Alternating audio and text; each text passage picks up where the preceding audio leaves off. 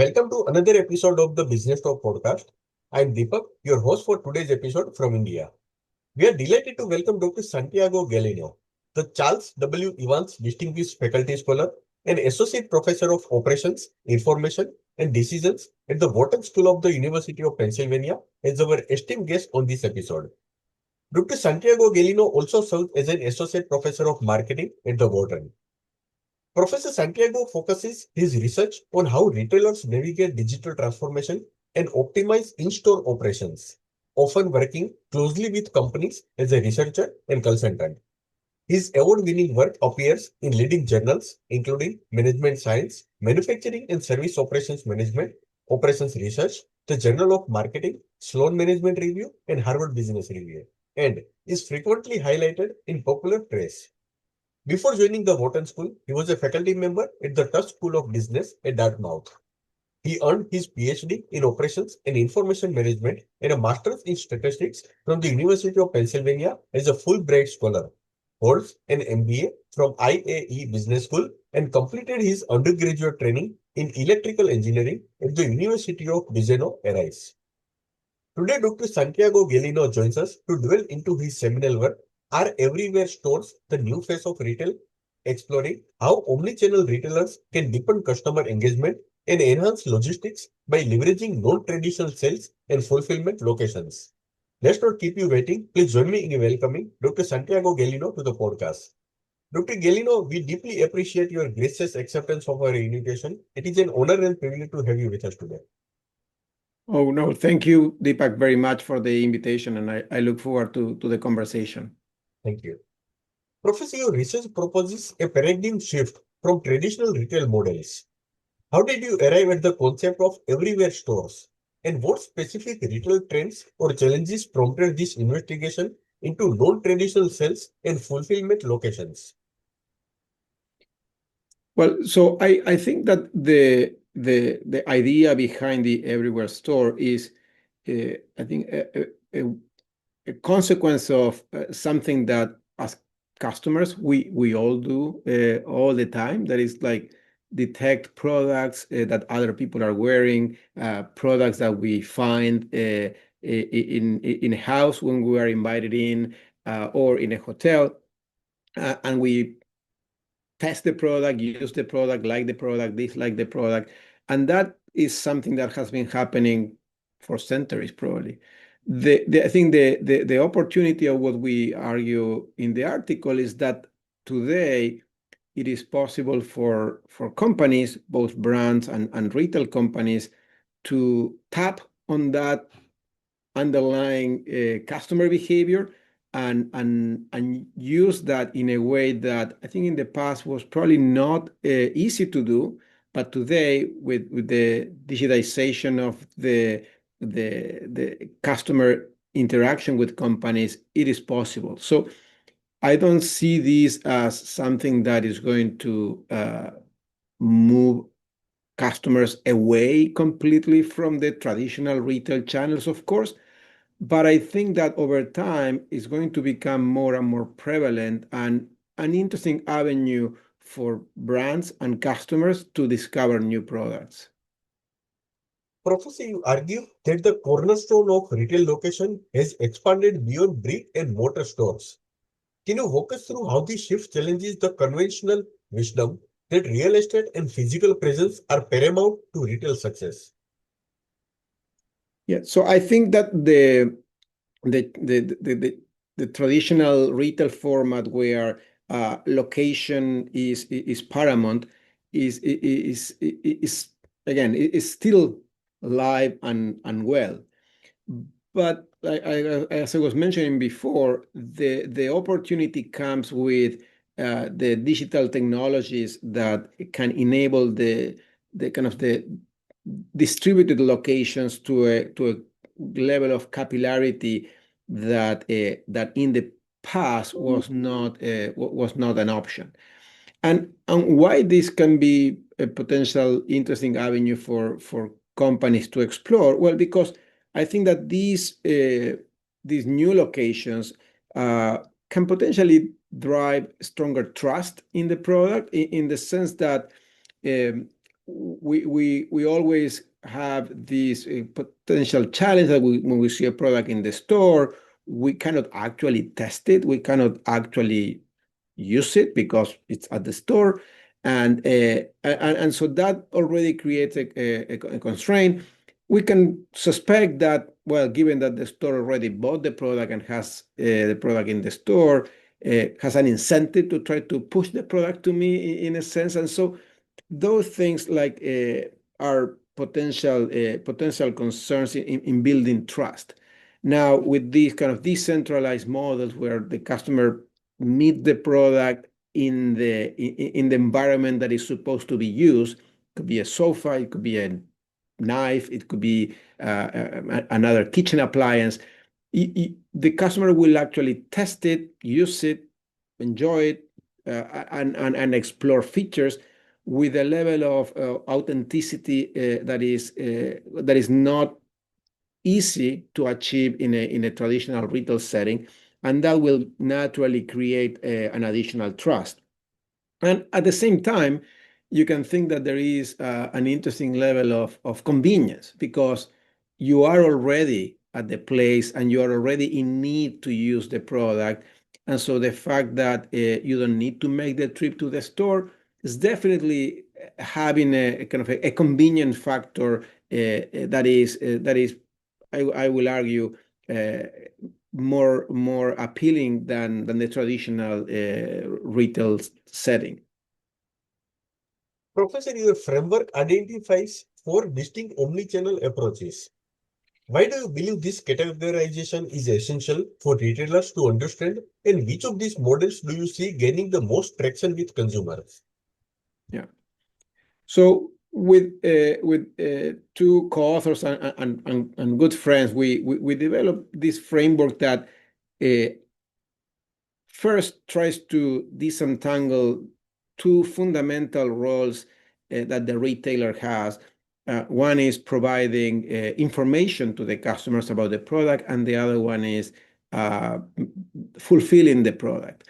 And if you think about the traditional brick and mortar retail, the fulfillment happens at the store, and the information provision is also happening at the store.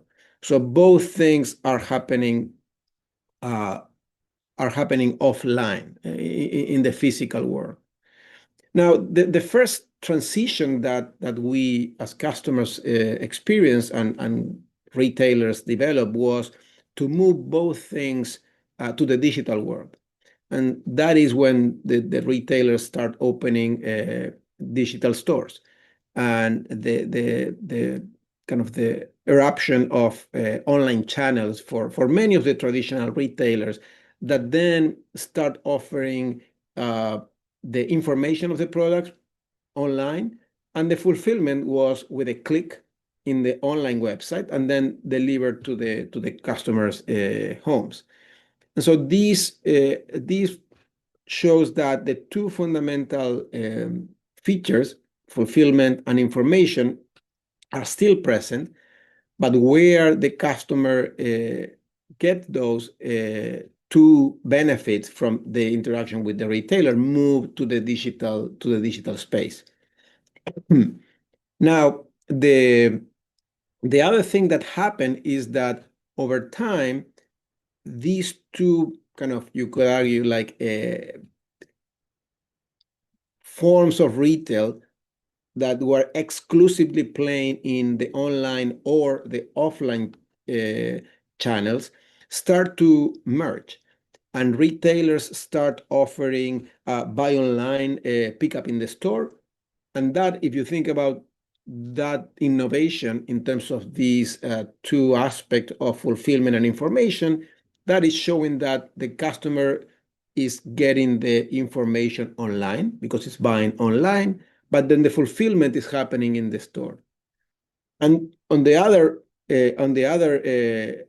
possible combination, we think about like showrooms. Showrooms, what are those? Well, those are situations where a retailer is providing the information in the physical world, in the showroom, but then the fulfillment will happen with a click in the online space. And I think that over time, retailers understood that it was not important to play exclusively on one of those four options or two, but it was important to be present in all four. And the reason is that customers, when we go and buy products, we now know that all these possible combination exist, and we will use those depending on the situation. And so if I'm not in need of a product immediately, might be willing to wait, and there is no uncertainty on the quality of the product because it's something I already bought, well, then that will push me to make an online transaction. If I need a product right away, I want to try it on before I buy it, and it's an experience with a company that I have not had before, but that would push me towards the physical location. But it's important to understand that the same customer will gravitate to different combination of these two aspects, and that the retailer also need to be able to manage and offer this alternative to the consumers. I think the key is for the retailer to identify which ones of those combinations are paramount for them, the ones that they must excel, and then the other ones that they should offer an above expectations expectation performance, so that the customer sees that the kind of omni-channel portfolio that the retailer is offering is attractive overall. Professor, the research highlights Outer, an outdoor furniture brand that turned customer backyards into showrooms. What makes this disaggregated retail approach so compelling, and what are the operational complexities retailers must navigate to replicate this strategy? Yeah, I think we choose Otter as an example of a company that kind of is exploring and trying to grow this idea of the everywhere store, in the sense that they develop a backyard furniture, and in their offering, they have included this idea of, you can think of ambassadors to the brand. And this is a customer that has a backyard that wants to bring the products to the backyard. And in doing that, instead of simply buying the product from Otter, that you can do, you decide to become like this ambassador. You get a discount on the product, but at the same time, you start to belong to a community, and you are open for other customers to come and check the product in your backyard, try it on, listen from your experience, learn the plus and minuses of the product, see how you're using it, touch the fabric, and all these things that, as I was mentioning before, create a more genuine experience, an opportunity for the customer to try the product in a real setting. Speak not with a salesperson, but with if you want, like an ambassador that is already benefiting from the product. And I think all these are kind of interesting innovations that we thought Otter was capturing. You can think that it's likely that if you visit one of these neighbors, you will have similar demographics, similar needs, and that already puts the conversation in a place that is more likely for the customer to convert. Now, on the challenges side, as you can imagine, this creates a number of operational complexities that need to be balanced against the potential upsides that I mentioned before. There are quality control issues, because not every ambassador will be as diligent as cleaning the product and having it ready. How you schedule this visit, how you cannot just simply show up to someone's house, and how prepared is going to be the host, how consistent is the experience when you are just having a bad day with your kid and suddenly a guest show up and now you're all grumpy and the guest has nothing to do with this. So you can imagine that all these important aspects need to be considered when you embark on an opportunity like this. But I think the reason why in the article we point to this is because it's something that before the digital disruption in retail, all these things were extremely costly to execute, almost, I will argue, like impossible to coordinate. And today it is possible. And so that becomes an opportunity. Professor Minon's platform leverages short-term loading spaces as retail touchpoints. What insights did you gain about customer behavior when product discovery happens organically in lived-in spaces rather than purpose-built retail environments? Yeah, I think that this goes back to my earlier comment that I think that one natural limitation of observing customers in retail settings is that the customer is not actually using and experiencing the product. We don't see potential limitations of the product itself, like things that the customers don't like when they're actually using it. We also don't get to see potential applications, like sometimes customers will buy a product and use it in a way that we did not anticipate. We thought they were selling a warm jacket just to help the customer be warm during the winter, but it turns out that it's using it as a fashion statement because of some trend. And so those things are things that we miss when we are within the retail box. Now, going out of that, it gives the opportunity to learn and test products in a way that before has not been there.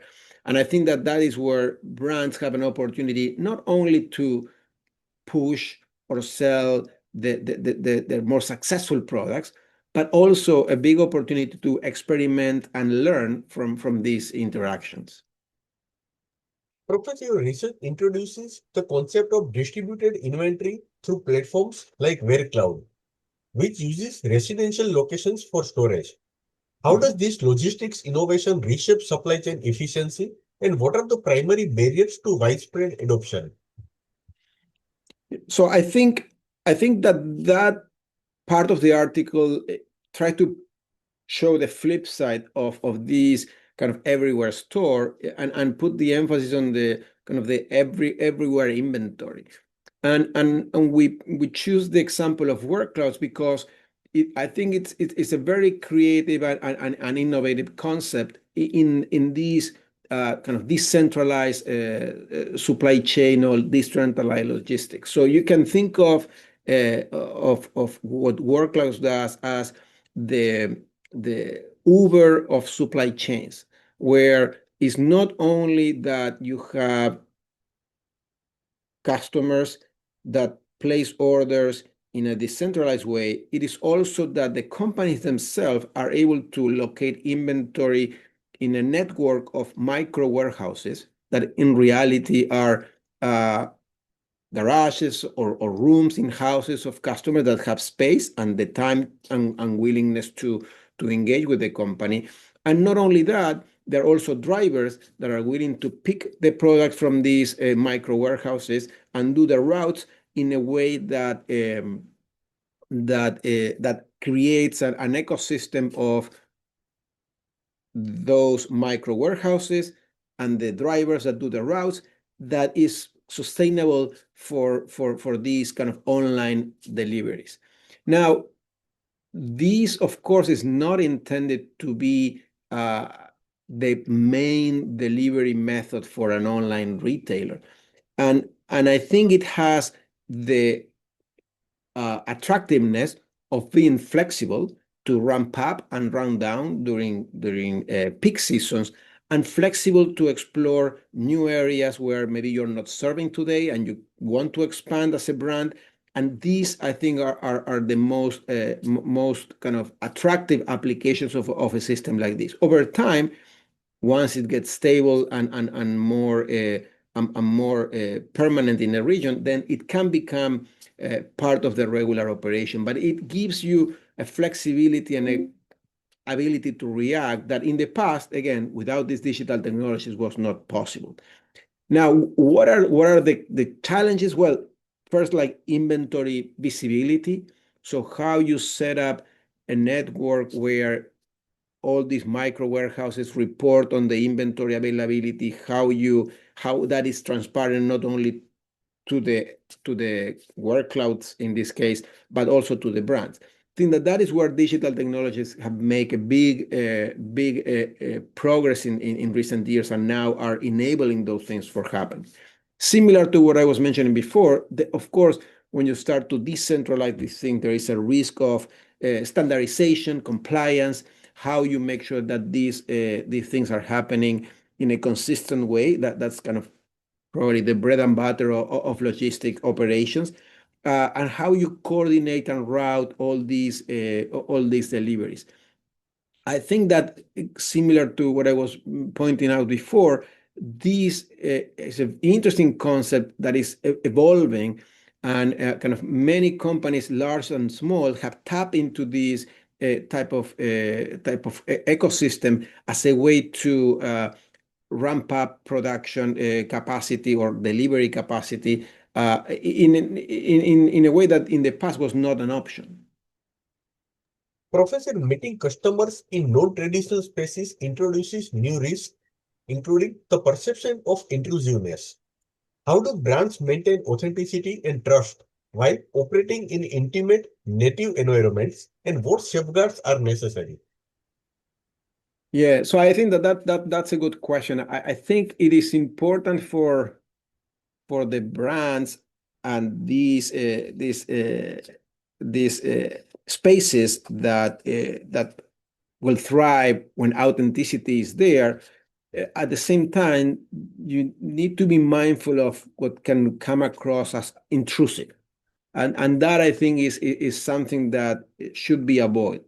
To some extent, the customer needs to consent to be part of this experience. I mean, of course, we don't want to have a hotel room or Airbnb with cameras watching what you're doing when you touch the product. That would be like unacceptable for a customer perspective.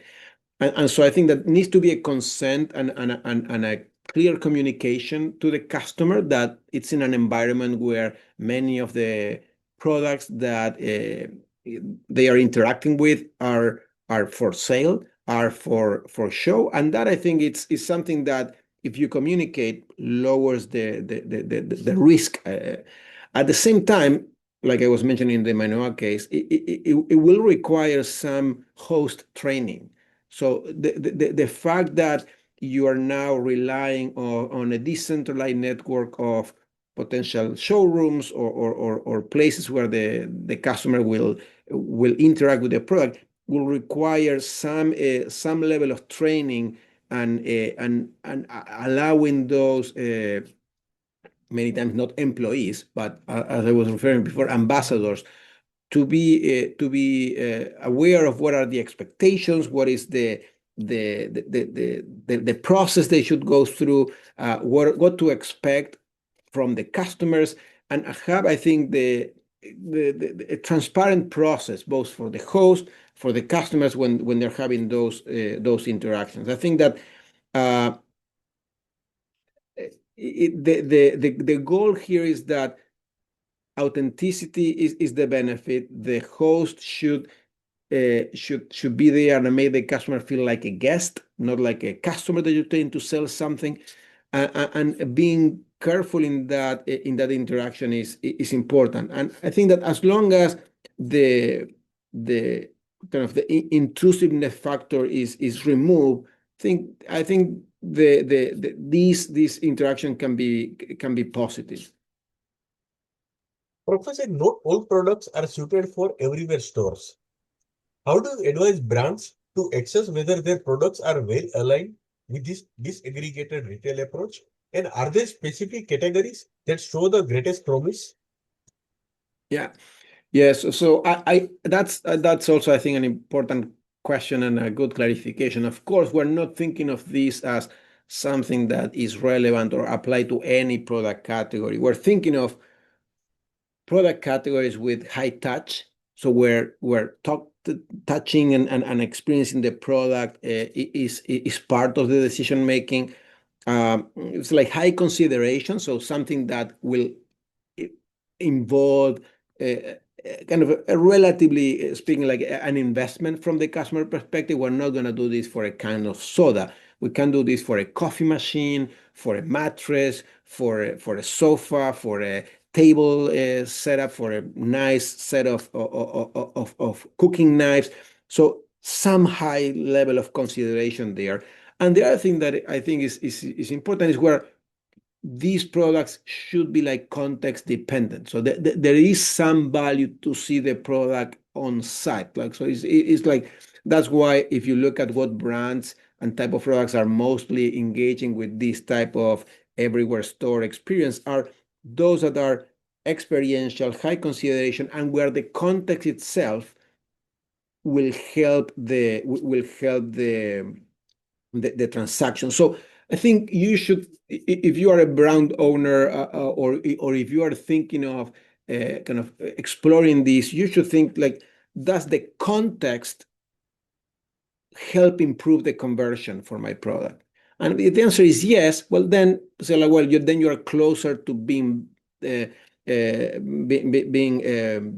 of benefiting from this. Does the category benefit from physical trials? Well, is there a physical trial benefit out of the product? And the answer is yes. Again, more likely that this will work for you.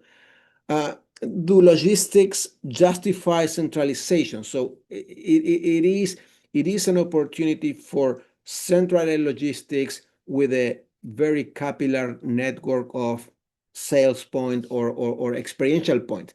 If that dynamic is the case for your product, then again, these three things are questions I will ask myself to calibrate to what extent this is for a particular brand. Professor, your research acknowledges that retailers may partner with specialist businesses to execute everywhere store strategies. What are the key considerations when outsourcing these operations, and how do brands maintain quality control and brand integrity? Yes, so I think that the first one and probably most important one I will mention is like operational excellence. Like, so there is a certain level of expertise that is required to be able to execute this level of capillarity at scale. And I'm thinking both on the everywhere store side and the everywhere inventory side. Like, it's not trivial to be able to showcase products in so many different locations, and it's not trivial to be able to fulfill and coordinate an inventory network and distribution centers that are not kind of the traditional type. So I think that operational excellence is probably number one. Then brand consistency. So to what extent your partner in this operation is not causing any dissonance with the brand experience that your customer expects from your product. And the last one I will mention, which I think is also very important, is to what extent there is going to be data sharing and data transparency. Because the moment you are like relying on an everywhere store provider, you need to trust that the data flow of the information that is collected and the learnings that happen on site are going to be shared with you in a way that then can benefit not only those specific transactions, but more broadly, as I was saying, how customers are thinking, interacting, and learning from the product. At the same time, in the inventory side, same thing. So I can give up on some of the benefit of having a centralized distribution network that I control fully, but losing visibility and losing data information can be critical. So I think that operational excellence, brand consistency, and data transparency are probably three key components to consider here. Professor, I'd like to conclude this episode with one last question. With the rise of everywhere stores and everywhere storage, what implications do you foresee for traditional retail, real estate, landlords, and urban planning? And how should incumbents adapt their strategies to remain competitive? Yes, so I think that for the traditional retailers that, as I mentioned before, I don't think they're going anywhere. It is something that they are going to continue to be the main part of the retail environment. These innovations are an opportunity to learn and rethink the role of the physical store. I think that over time, the emphasis on the in-store visit, I think, is gaining more and more weight on the experiential side. Which, if you think, what is the key aspect of the everywhere store argument we make, is that there is an experience there that the consumer is having with the product in a setting where everything is working towards that conversion and learning experience. So, well, that is something that traditional retailers can try to replicate in their traditional stores. And the more they think and they try to innovate, depending on the vertical they're in, of course, the manifestation of this will be different for a grocery retailer compared to a fashion retailer. But this idea that the store visit should have an experiential component, I think is important. And that's why the message of the article, I think, is around the idea that the main innovations that we see in retail in the coming years may be not coming from the physical stores, but from these everywhere stores that have this authenticity component in creating the experience. Listeners, thank you for joining us for today's insightful conversation with Dr. Santiago Gallino. We hope this episode has given you valuable perspectives on the future of retail and the innovative potential for everywhere stores. Thank you once again, Professor Santiago, for generously sharing your research insights and key findings with us today. Thank you once again. Excellent. My pleasure. Thank you very much for the invitation, Deepak.